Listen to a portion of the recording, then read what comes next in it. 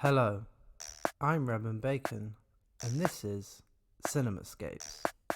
The last film I saw in the cinema was a press screening for A Quiet Place 2 in mid-March, further exploring a scenario where aliens have ravaged our planet and the slightest noise will make them kill you.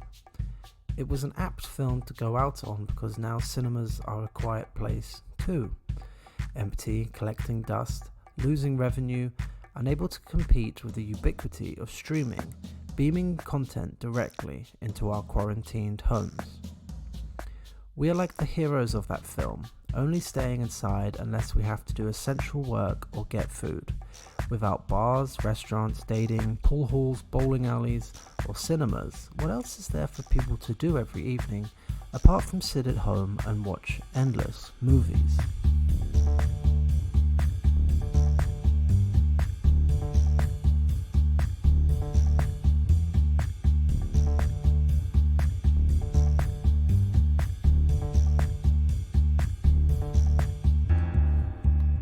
Well, let me tell you, I have watched 100 movies since A Quiet Place 2.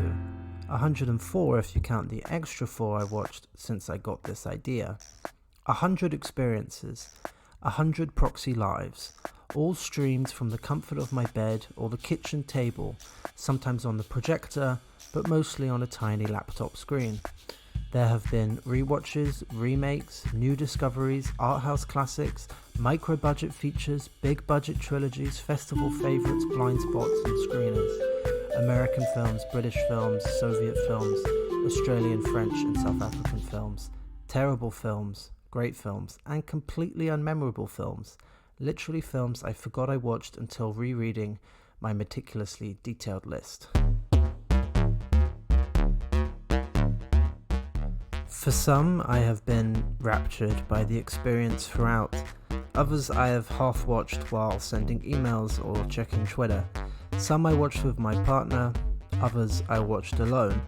And while with each subsequent film I find my intention waning, their ability to project me into an alternate life has helped to dull the dull reality of coronavirus times. And I have used the time. I started a podcast. I started another podcast. I am learning Russian. Ja работаю над моим русским. Aber ich habe keine Zeit für Deutsch. Nie genug Zeit für Deutsch. I read some long novels, yet still acres and acres of time stretch ahead, aided and abetted by a generous state package courtesy of the Berlin government, with it being easy to watch 2, 3, 4, sometimes 5 films a day. The huge winner has been Netflix, accounting for 42 of all films, bringing me not only the joys of TV series like Tiger King and to a lesser extent Love is Blind, but shockingly bad originals like The Last Thing He Wanted, which was the first film of the new era. There have also been films I never try and look up regularly: Tag, Colossal, Lockout, Red Joan, Lara Croft Tomb Raider, and yes, probably the most fun film adventure I had this entire lockdown, streaming my way through the entire underrated Mummy trilogy.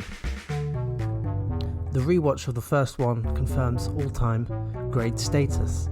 There have also been Corona-related, or at least Corona-adjacent watches: Two Jovoviches, Resident Evil, great, and the much lesser yet more batshit Ultraviolet.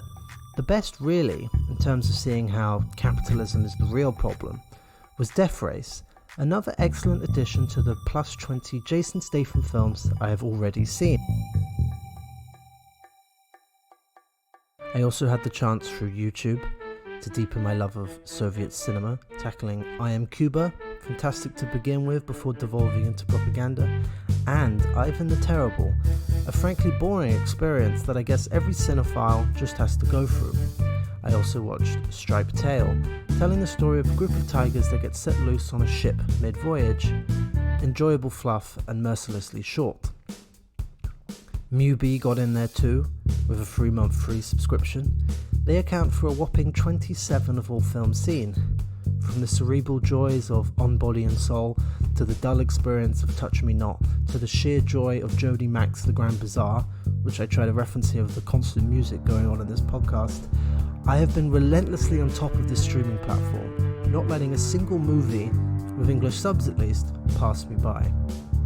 The rest were screeners or found through more creative means.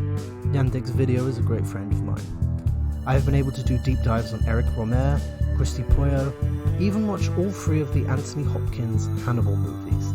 The kind of intense viewing that would pass me by if I juggled it with full-time work, holidays, and social commitments. Really, it evokes the classic first semester of my second year of university, where me and my flatmates would sit in our communal basement, eating Domino's pizza and watching films on one of the lads' TV. I was so impressed I managed to squeeze 100 films from TV channels such as Movies for Men, Film 4 and Channel 5, as well as watching Netflix on the PlayStation 3, while also playing 2 to 3 hours of FIFA a day. But actually it's very easy when you never leave the house.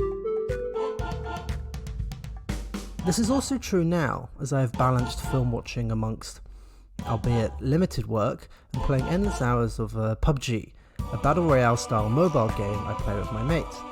And this analysis doesn't even account for TV or short films, which I don't even list, making the total viewing hours even higher.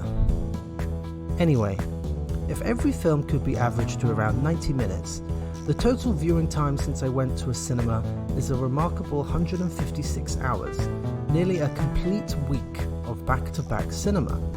At times you could say it's been rather nice, at others it's just an automatic reflex, a way of winding down from 6 PM to the end of the day. But at the same time, as festivals I wanted to attend like Karlovy Vary and Locarno have been shutting down in their droves, it's never felt more like cinema itself is dying. These are strange and paradoxical feelings, a sense of the industry collapsing while the actual opportunity for being on top of cinema watching has never been higher. Perhaps this really is sort of true for everyone now. I have friends, decidedly non-cinephiles, asking about deep cuts. Others are working their way steadily through lists of films they've always been meaning to watch, but never had the time. Now with instant means of communication, it's also never been easier to discuss shows that seemingly everyone has seen. In 2017, when I guess my social life was buzzing, I watched 180 films across the entire year, a normal, respectable number. In 2018, I managed an impressive 409, but this year looks to be, unless in the future I become a full-time festival attendee, an all-time record breaker, as I have already watched a completely ridiculous 209 films. But quantity of life is not quality of life, and this substitute for friends and parties, the cinematic experience of being able to discuss something in person, is losing its potency. I imagine many people watching films at the moment can't quite concentrate in the way they are used to, the feeling that they are just watching another one as opposed to something classic. This doesn't happen to me all the time, and I have still enjoyed greatly some of the films I have seen over this time, but Jesus, I want the cinema back.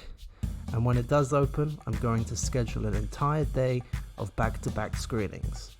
I won't even care what's playing, even if it's the last thing he wanted.